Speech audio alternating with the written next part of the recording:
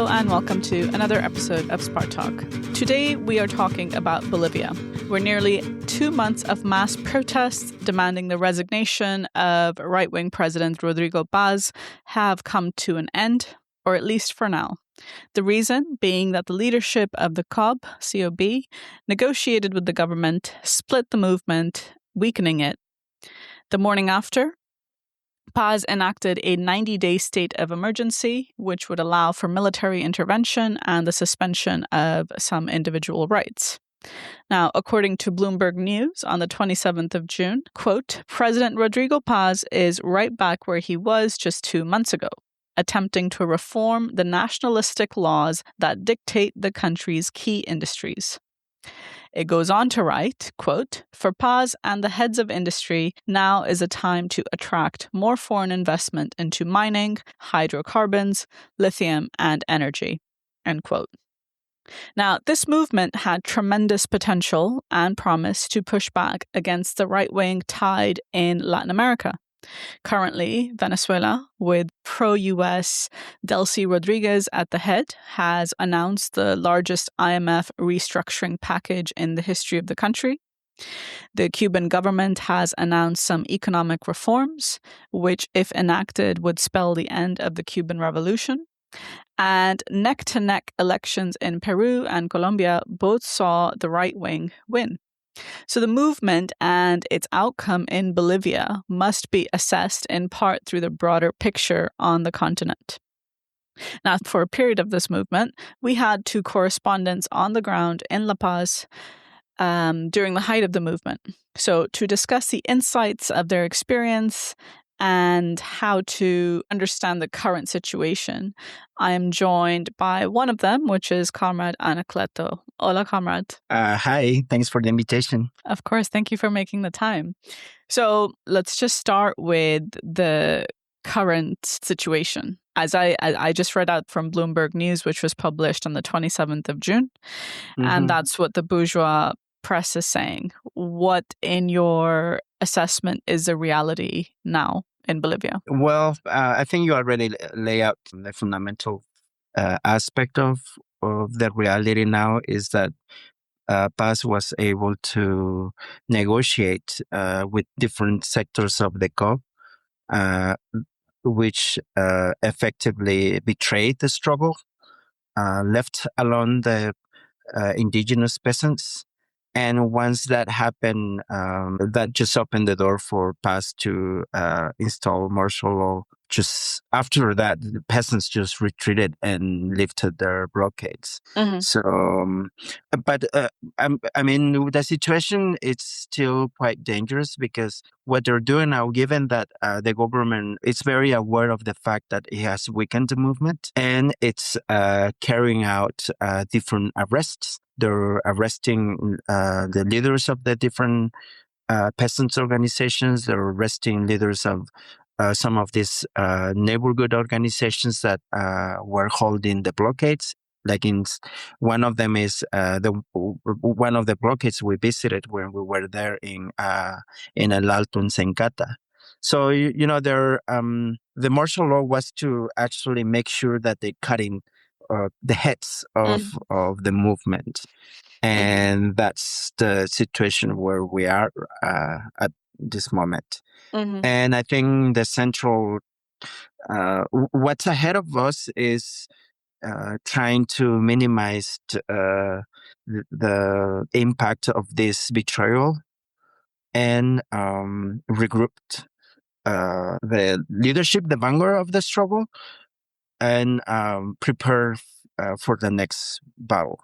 Because I think that's a key aspect of what actually caused the protest in the first place. I think I just want to give a little bit of a sense. Once Rodrigo Paz took power, he right away wanted to enact a series of reforms that, in a nutshell, was opening the country and give up all the resources to the imperialists. The peasants and the working class are very aware of this because they have been living it for decades and decades. They have pretty much empty some of the resources. For example, gas. They open was one of their key industry, and they just the imperialists just suck all of it out, and it's almost gone now. One of the concerns is like what will happen when it's over. So then these reforms was aiming at privatizing or threatened to privatize some of the key sectors of the industry, which is the mining sector, but also was trying to one of these laws was trying to go and open the door so that land can be privatized too. So along with that, they lifted or they took away the subsidy to gas. So all of this had such a huge impact on the lives of already very impoverished society. So they just saw this, okay, so we need to fight. I mean, there is no option. They need to fight against this. But now where this situation is now, with the movement already weakened and divided, I think PAS is going to try to go back and push to enact these reforms. Yeah, or at least he needs to, because the bourgeoisie is also in a very tight place where it needs to do something to appease the imperialists. Yes, and the imperialists want some of the key resources that the country has, the rare earths and lithium. Other. I think Bolivia has like 20% of the world's supply of lithium reserves. Yeah. Right. Okay, lots in what you said. I think that is a sort of fundamental picture. And we laid this out a couple of days ago in a leaflet which we published titled Repudiate the Traitors. Now, you guys, while you were there, were writing reports regularly, and all of that stuff can be found on our website. I'll link that in the show notes. But I think to first understand, for me, or for those who are not super familiar with the movement and its curve of development, it was very, very impressive. The whole country was shut down. There were blockades up and down the country. It grew. It really brought in huge layers of the society, peasants, and segments of the working class. And it lasted for 53 days. I guess for us to understand why the COB leadership ended up selling out, let's understand a little bit of what the COB actually is, to make sense of what are the different interests in it. And if we, as you say, if the task is to, minimize the betrayal and fight for a different course for the COB to go forward and prepare for the next battle, we need to understand what exactly is this organization, what does it represent, how does it function, to understand how were they able to sell out. COB is a reflection of a very of a country that has been gone after by the imperialists for decades and decades. What has caused also like a huge political upsurge and fight. I think it's one of the only countries where the working class has been close to taking power at least twice, in the 50s and then in the 70s.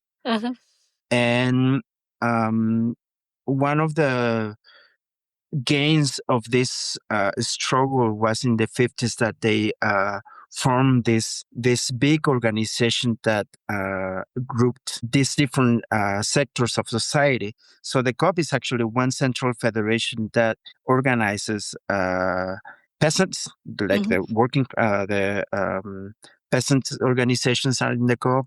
There are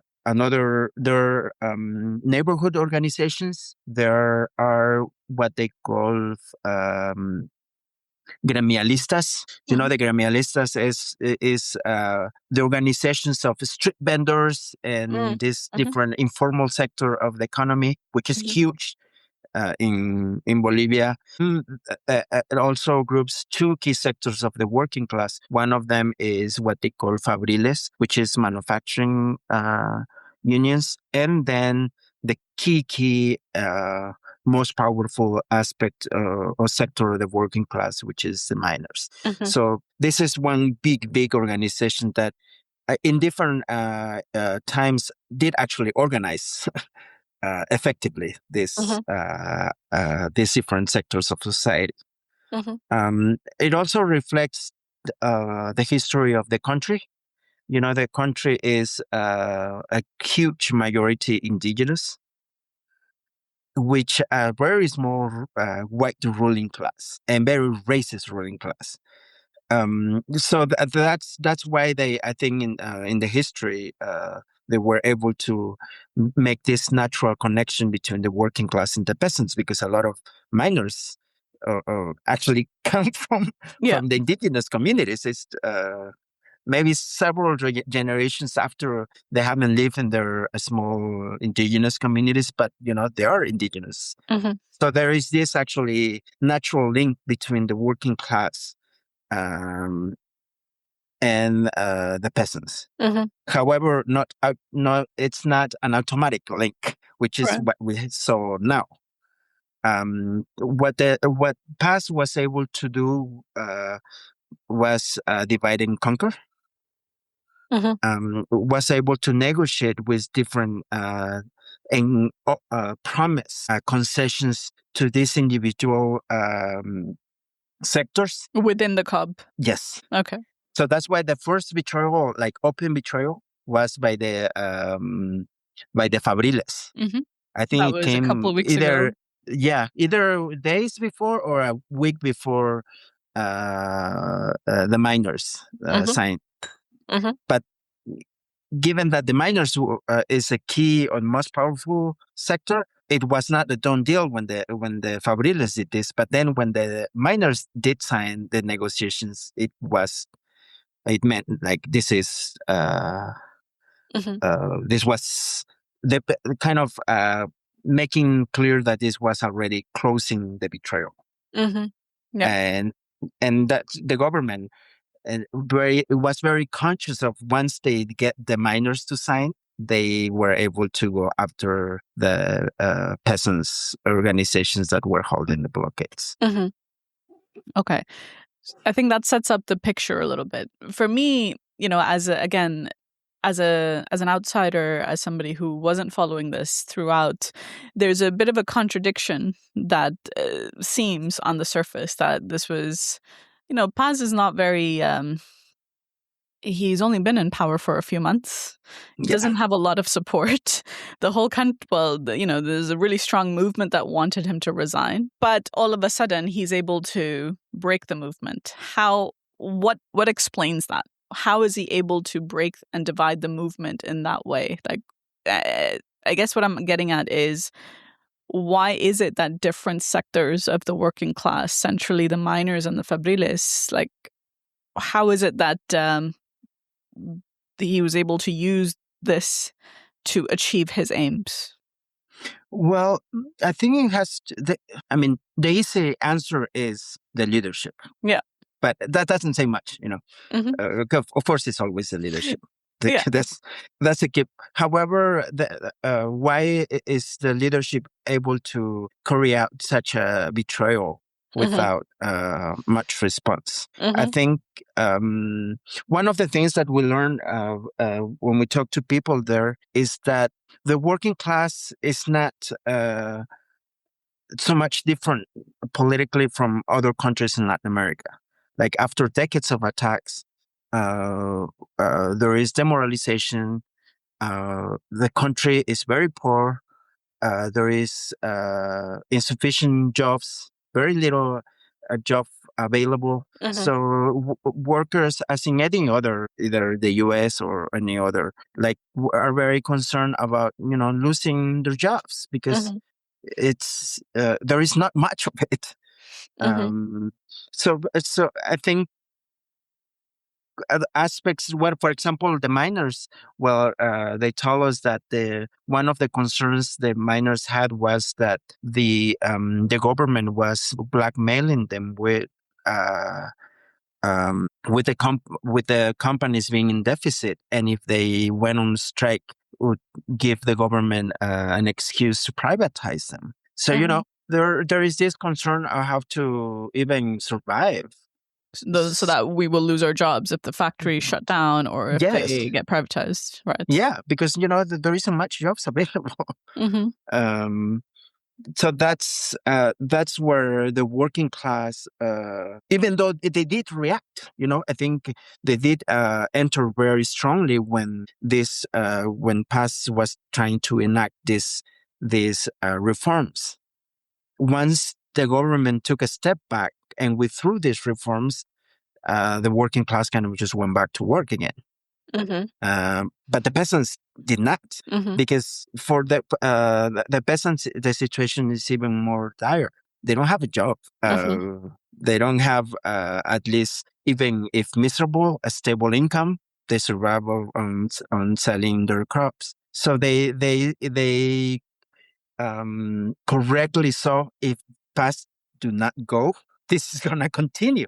So that's why they continue struggling even after these laws were taken out. So I think that it's where the working class and where the peasant is, and how to bridge that struggle.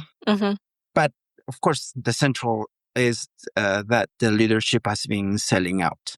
Yeah. And I think they're betraying what they're saying. They're trying to save the working class. So, for example, they're telling them that if they don't raise their heads, if they don't do much, the government won't attack them, and they give them little concessions. However, now with the movement divided, with the distrust of the peasant organizations deepen, the government can isolate more easily these different sectors and attack them separately. Yeah. And actually, the government is in a better position now to carry out these attacks on working class. So it is it's a betrayal of the leadership. So sort of like that's the situation. That's what the government was able to identify and capitalize to divide the movement. Yeah, I don't know if that explains. Yeah. No, I mean it really makes you think of a fight. Once you understand what is the weak spot of your opponent, then the other party is going to attack that weak spot, which is the divide that's emerged between the sectors of the working class and the peasantry. And as you said, of course, there's a lot of different organizations of the peasants, but one of the more powerful ones, the Tupac Katari, they want to now break away from the club because they're so disgusted by the betrayal. Right. I mean, that's one of the main dangers of what we're trying to warn against in the last leaflet we wrote, because once the betrayal happened, the government is going after leaders of peasants organizations, and these organizations are just sick of the betrayal, and they think that they cannot fight together with the COP anymore, and they want to break away. However, this would be it will further weaken the movement. Yeah, it's not about the COB as an organization. It's about who's running the COB and what politics, right? I think it's really a question of taking the anger at the betrayal by the leader, the main leader. I mean, that's what we were saying. Like there is so the task is to minimize the damage and prepare the working class and the peasant organization for the next battle, because there are many to come. This is not over. Yeah. They will be in a worse position if they actually break up the COP. But they will be in a better position if they carry out a struggle within the COP on the basis of fighting and repudiating the betrayal of the leadership, and to regroup the people who want to defend the tradition of the COP and keep its capacity to fight against and defend the working class and peasants against the government. So that, I think, that's the task. I know it's a little bit general because, of course, we're not there. Yeah.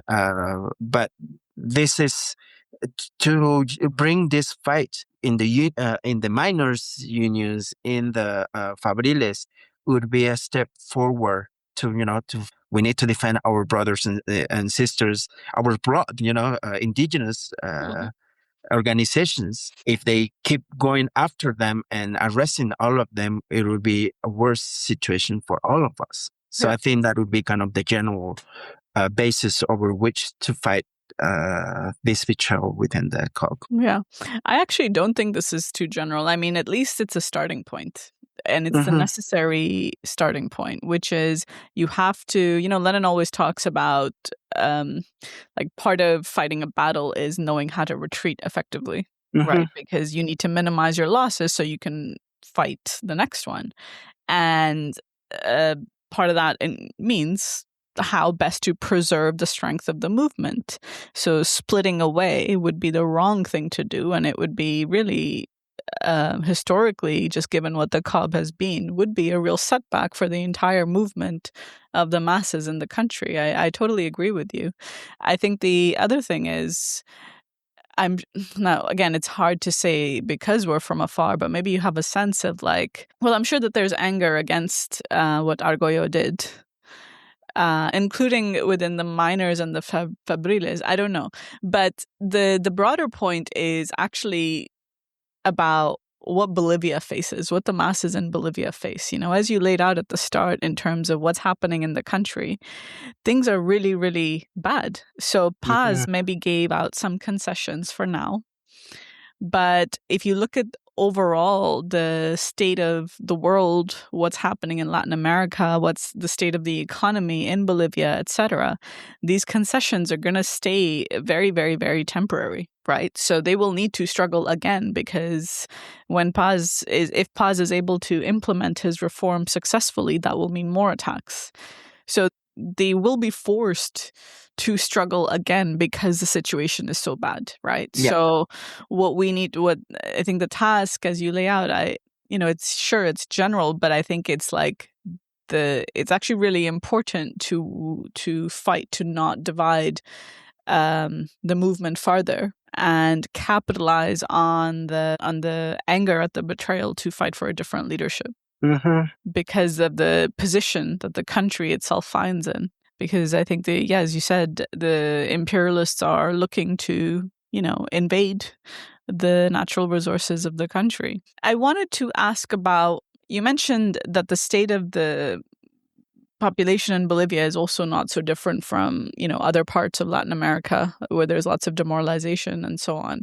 And you mentioned attacks. Now, what that made me think of is Morales, because he was in charge for a long time. And, you think of Morales and you don't think he was implementing attacks. So I guess I'm a bit curious in terms of what got the situation so bad, because Morales, like other sort of left-wing nationalist leaders on Latin America, did a lot of reforms to the advantage of people, no? So Yeah. how did the situation get so bad? I mean, it needs a bit of a further explanation, but Morales was able to gather a lot of support for being the first indigenous president. Mm-hmm. In a very racist society, Yeah. Where the I mean, bourgeoisie is like this very tiny and all tiny white. and white Yeah.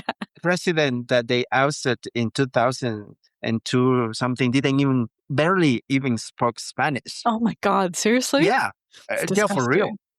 disgusting. Wow. People do not identify with the ruling class. Mm-hmm. Uh, just to give you a little bit of a sense, people were explaining to us that the way La Paz city is laid out is by segregating a part of the city to indigenous people and the other part of the city to the ruling class. I mean, that has changed a bit now because the white ruling class actually lives in the south in a very fancy area, and then you have the rest of La Paz and then Alto, a very impoverished area.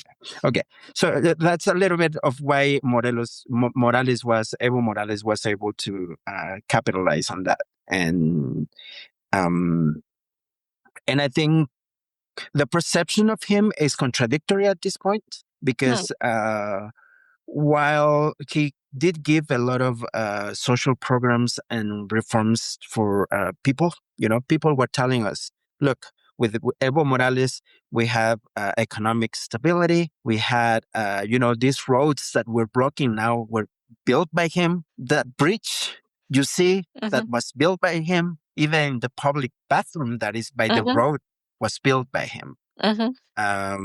There is now this new transport, not so new, but relatively new in the history of La Paz, which is the teleférico,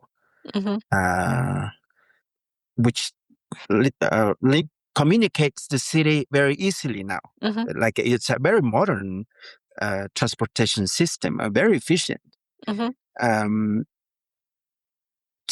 But the contradiction, and I think that's we lay that out, even though in a broad sense, in one of the articles in Spars, is that even though he did all of that, he did not go all the way against imperialists.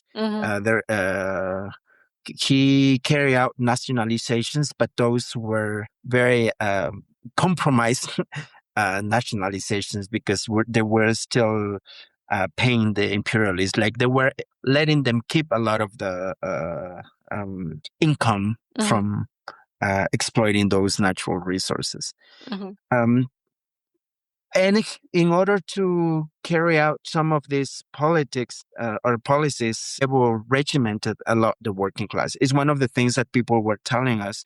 They're very angry at. They hate Evo Morales. Key sectors of the working class hate him. Really?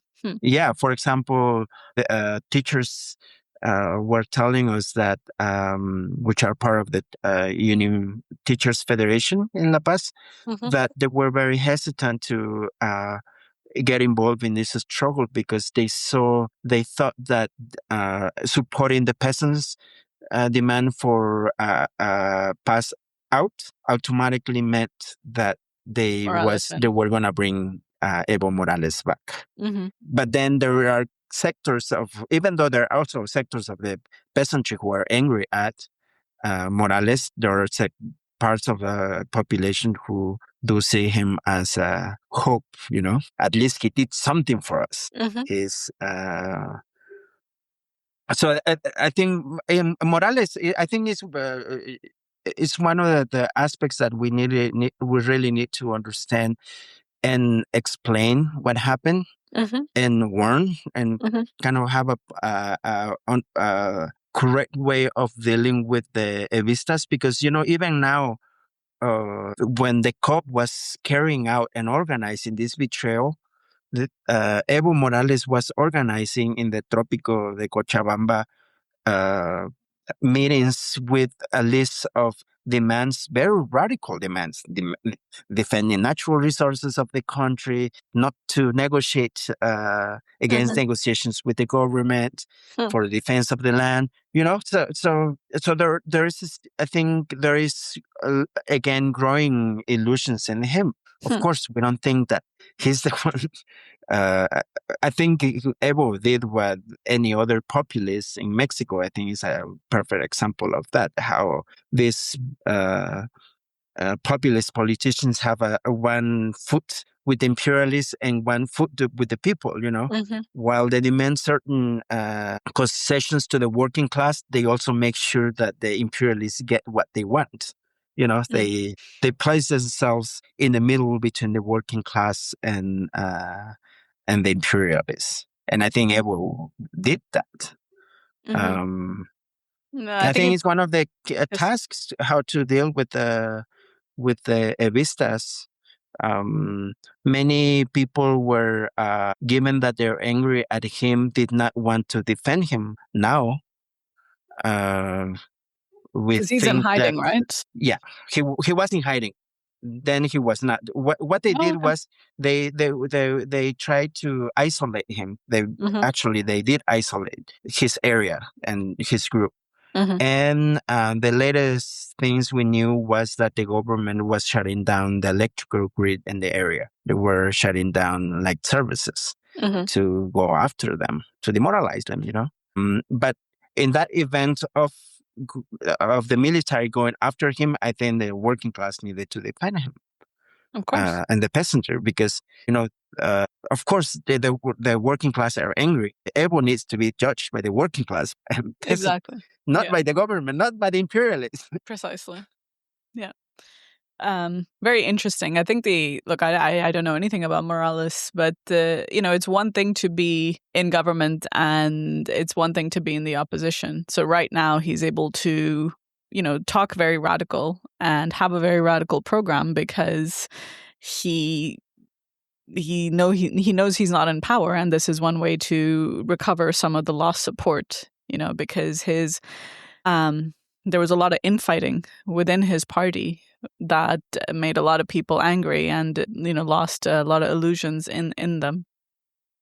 So that's definitely interesting, but I agree that there needs to be more of an explanation of why. I mean, the fundamental problem with the left populist is they do just enough to make people happy, but then they don't go far enough. And that's sort of the fundamental problem, which is that you cannot fight imperialism by somehow straddling a middle ground, right? Halfway. Yeah, exactly. And that's partly also why I think the populists are really difficult to deal with, because they do go halfway, you know.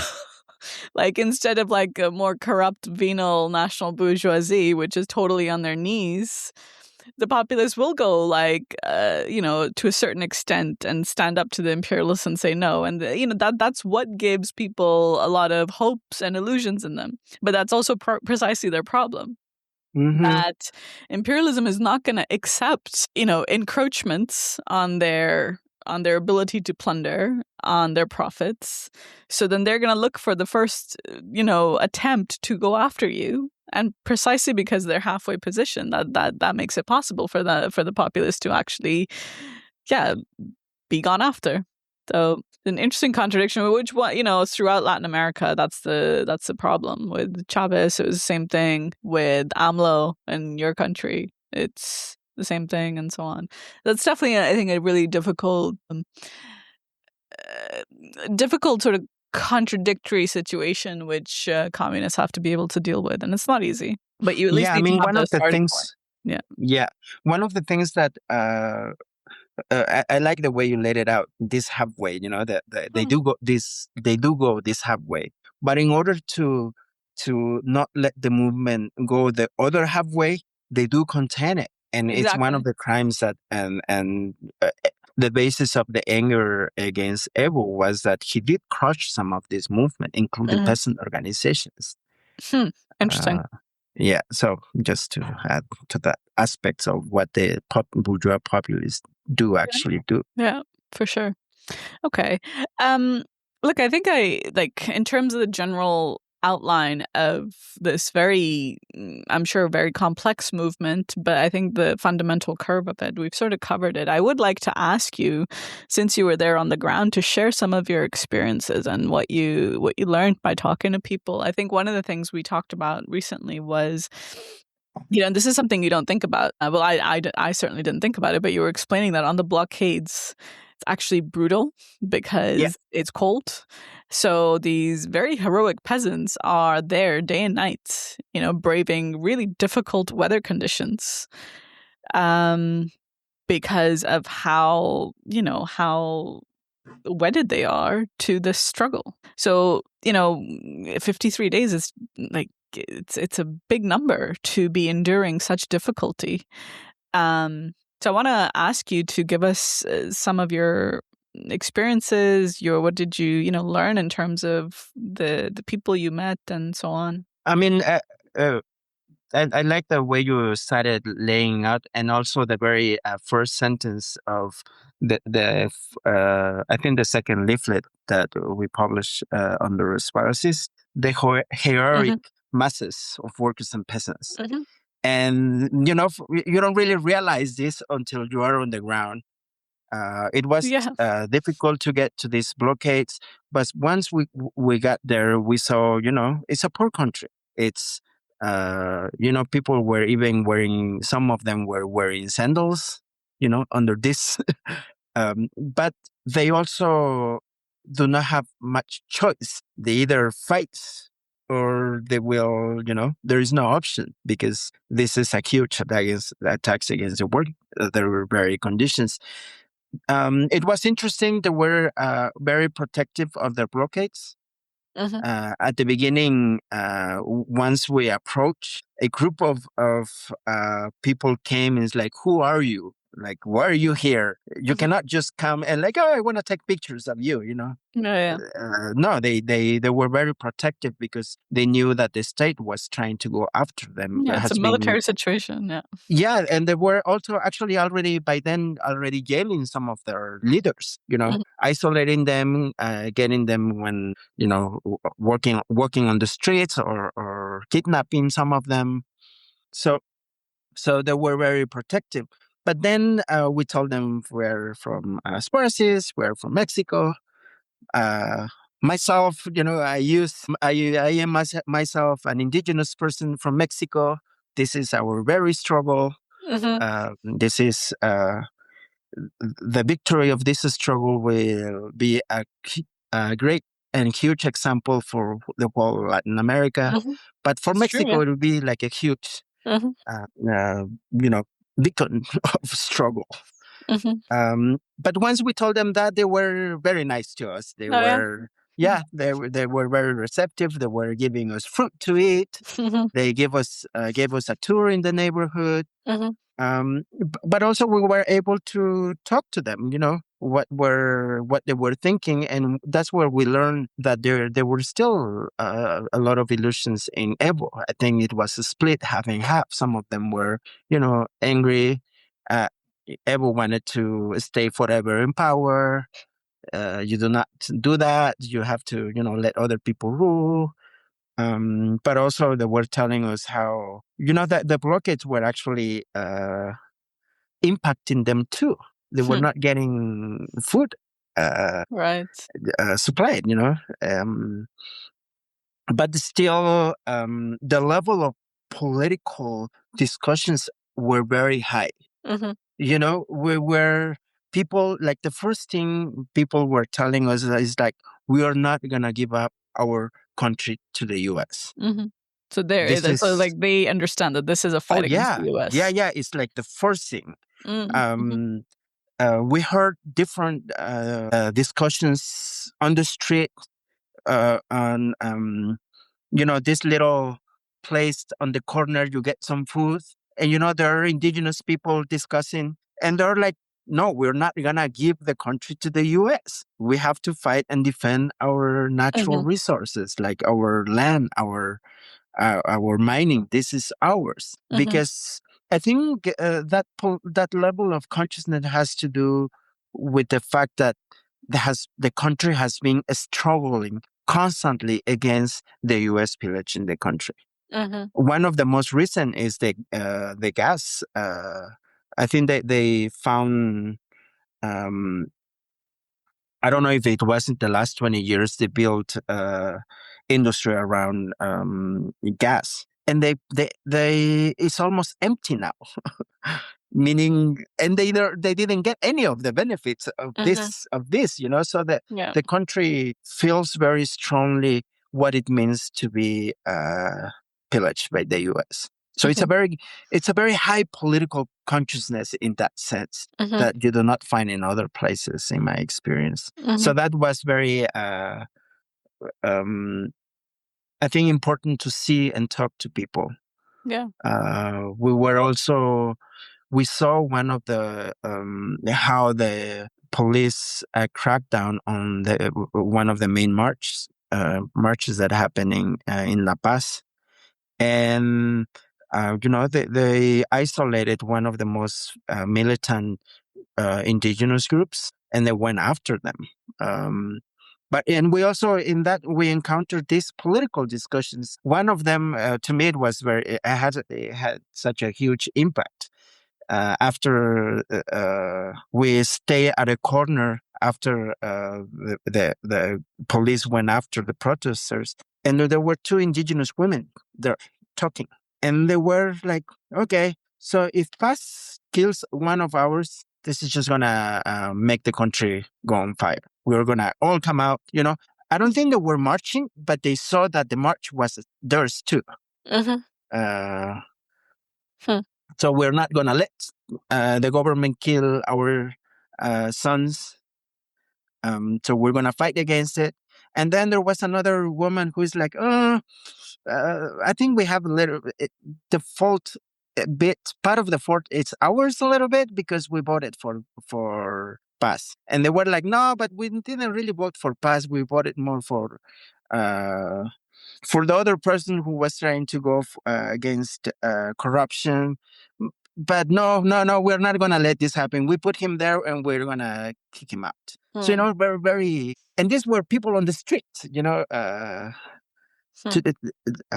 was very enriching to see that society and the level of political struggles. Mm-hmm. Wow. Some of that makes me think of so many things. I'll just go in order of some of the things I thought about. One, I think it's really powerful, the connection you made on the indigenous question, in Mexico, Bolivia. Like it is a very powerful thing to show the international solidarity. I think the other thing about the example of the two women speaking, it's true that Paz, like, he was not doing well in the polls leading up to the elections. Like, it was a surprise to everybody, including him, I'm sure, that he won. And why did people vote for him? It was because they were really fed up with the infighting in Morales' own party. There was this power struggle between these politicians, and they were really fed up by it. So it was like a protest vote. So, but I think for me, why I say that is like, it's really like, okay, Morales, he ran on some steam for some time. And then once you start to run out of once that model of delivering reforms on the basis of a given conjunctural situation, once that starts to run out, and then it becomes more of just a power struggle. Like, I'm just going to keep going. But like, I think people really lost illusions in him, and yeah, you see how that is reflected in the discussions and the contradictions it shows. The other thing I was going to ask you to elaborate on is the blockades and how that impacted the participants themselves, the peasants themselves, because I think one of the things that, of course, the bourgeois press has picked up on a lot is how the blockades, yes, of course, they brought the country to a standstill, but that also opened up the possibility of using the anger of like small merchants, the informal economy to, against the blockades, because it was, because people were stuck on the roads for months because they couldn't go do their normal business as usual. But I think the other side, what I want to bring it to is one of the leaflets you guys published was, it made the point that it's not enough to just have blockades, but you have to start to reorganize society. You have to start actually making things, like giving a possible alternative framework for functioning in society, like, so that the bourgeoisie isn't able to play on that frustration of other sectors of society and break the movement doing that. I was just wondering if you had more to say on like how the blockades, I guess, played out, because what we hear about was the opposing side, people being frustrated with them. I don't know if that makes sense. Yeah, I think it played out differently in different places. I don't think it was such a big. Okay, I don't want to minimize this. So I think in La Paz, given that it's mostly indigenous, La Paz and Alto is mostly indigenous. I think it was an important aspect to deal with, to address, because even though it wasn't as in more towards Santa Cruz, where there were actually these fascist groups trying to organize, even though ineffectively they were crushed by the blockades. But in La Paz, I think there were some anger, maybe, but people did not really go against the blockades. And we could see that in this march that I was referring to earlier. People were giving the marchers water or soda along the way from La Paz, from El Alto to La Paz. However, they didn't join either, Right. which was an important thing to do. And one of the leaflets we were pushing for these committees to organize food supply and production. Mm-hmm. I think there is a little example of that, but that needed to be extended. We know that in Cochabamba, they did organize a committee for La Defensa de la Canasta Básica, they call it, which is basically making accessible food for people. Mm-hmm. In some areas, for example, I think it's very restricted in Cochabamba, and they allow people come and sell their products in the main plaza of the city, which was not allowed before. Mm-hmm. But I think this was an important thing to extend, and we also call for that in our leaflet. But it was an important thing to extend because it would address two aspects. One of them was to isolate. To break the isolation of the people who were holding the blockades with the population. Right. Yeah. Because the blockades were not against the population, it was against the government. It's the government, yes. Yes. That's important. And that would provide a natural way of linking the population with the struggle, winning them over, because it was for them too. Mm-hmm. Yeah, it's to really take leadership of the whole nation. Yeah. I think what that would be that would break the isolation and make the movement more strong, stronger. Mm-hmm. But the other aspect, which is also what we say in the leaflet, I think that would have given a bit of the taste of who should organize and how to organize society. Kind of a little bit embryonic way of, okay, let's take matters into our own hand and organize this in a different way. Yep. And absolutely. So then you link the different parts of you unite the different parts of the society against the government. Yep. 100%. Because, this was, by all means, I think we even call it was a revolutionary situation, right? So you have to...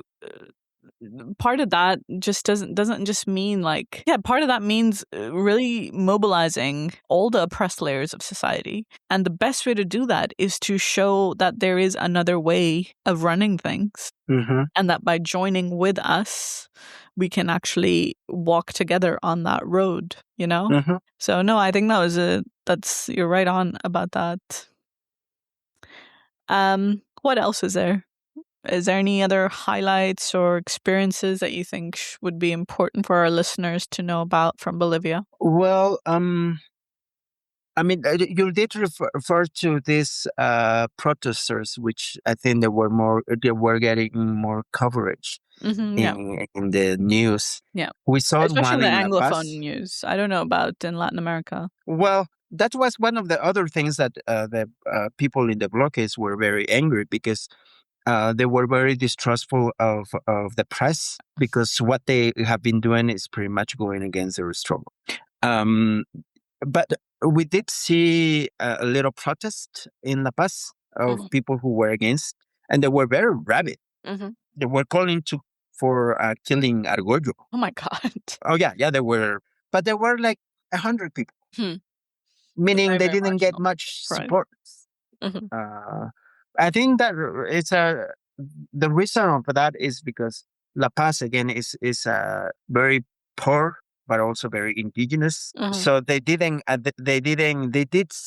even though they didn't support or they didn't get into the struggle of the blockades. They did see somehow a connection that it was theirs too, somehow, But that link needed to be exploded and needed to be an expression.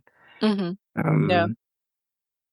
I wanted to ask, I remember reading that at the highest time there was roughly 150 blockades throughout the country, blocking the main sort of, arteries of the economy.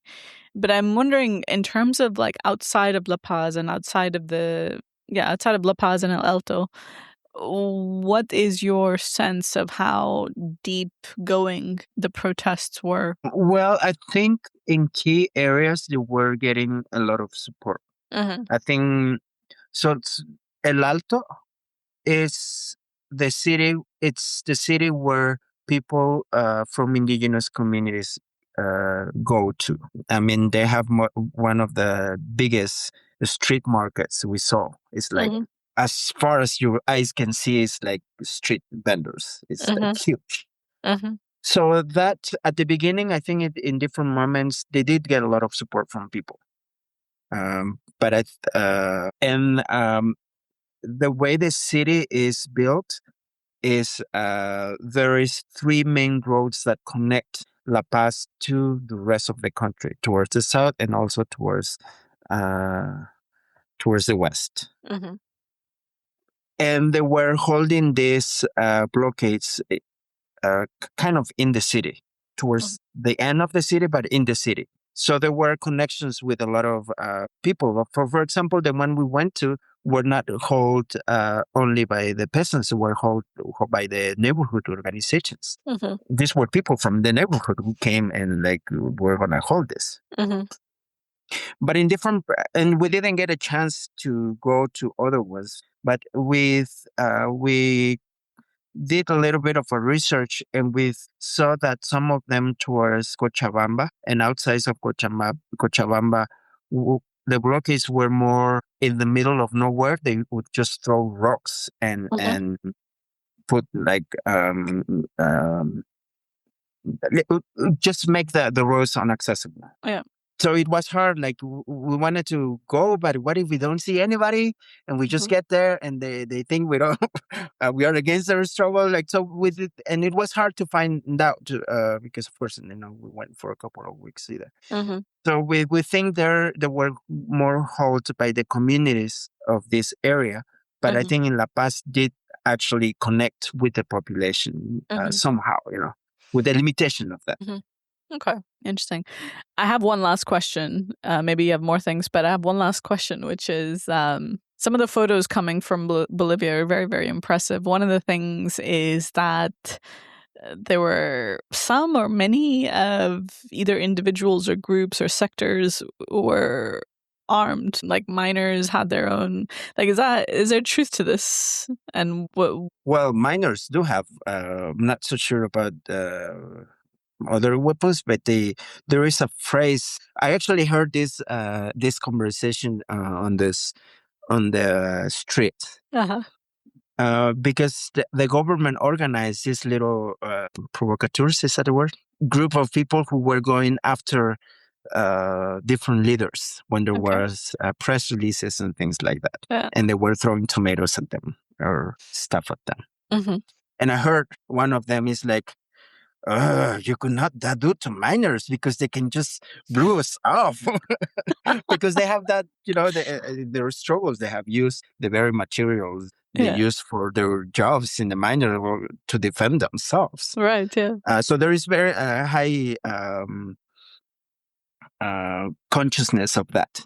Yeah. I'm not so sure about the weapons as such, but we did know that in San Julian, which was one of the main, that's towards the south, towards Cochabamba. That's where these fascist squads went and wanted to confront the supposedly organized population to go clean the roads. And they were repelled, and there was a confrontation of hours, like 5-6 hours, and they were repelled. So yeah, they do know how to effectively organize their defense. I don't know if that answers the question. No. I mean, that's just cool. I think we don't see struggles like this every day happen in the world in this period. So it's nice to hear about that, just hear that they're possible and that this can be done as well. There's a lot of pacifism these days, maybe not so much in, I don't know, of course, maybe not in Bolivia, but in the West, certainly. But, it is a question of force. You have to fight, and that means you have to fight to defend yourself. So for me, it's just very cool. I think they do know how to do it when they're in the situation of actually doing it. Yeah. And this is one of the things, that the Bolivian working class is one of the most militant in all of Latin America. And you mentioned that they came close to power twice, but they really are at the vanguard of struggles against imperialism in Latin America. So I think once again, this movement showed their heroism and determinism and willingness to fight. And once again, the leadership, which betrayed. But, it remains to be seen what's going to happen next, because I don't, we need to talk about this more, but maybe it's a temporary setback. Maybe it's a defeat. I don't know. But I think the whole thing depends on whether there is a new road that can be charted, right, which can inspire confidence again, because Paz will implement these attacks, the imperialists will come after the country, and that will provoke another struggle. For us, as you mentioned, the main task, not just for us, but for anybody fighting in the movement, the main task is to retreat today in a way that best preserves the strength of the movement, so that we are ready to come back to give the ruling class and the imperialists a strong fight the next time. So for me, I think that's the main thing that's posed. But the masses have shown that they will struggle and they will endure really, really difficult conditions. It's a question of what road to struggle on. And I think Argoyo has shown decisively that he is not the man to follow, but it's a question of who will replace him and kicking him out, actually.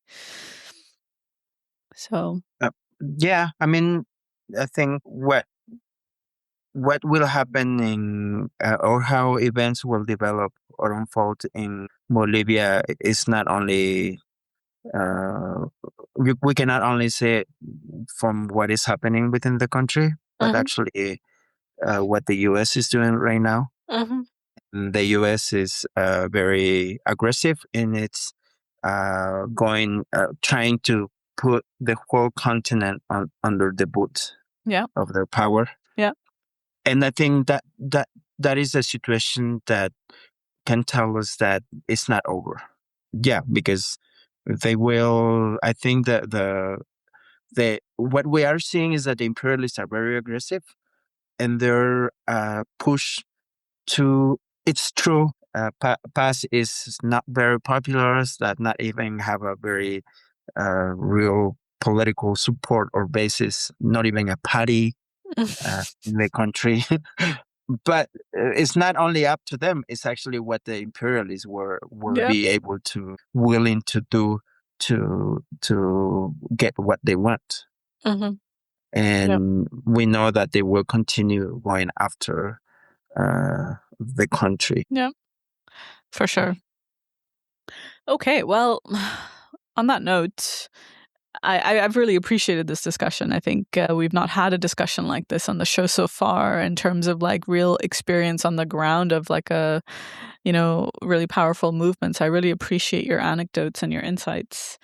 I will link all the different articles in the show notes, and I'm sure we'll publish more in the coming period about really drawing some more lessons, some deeper fundamental lessons of the movement to give it a direction, to continue to give it a direction. Is there anything else that you wanted to add before we say goodbye?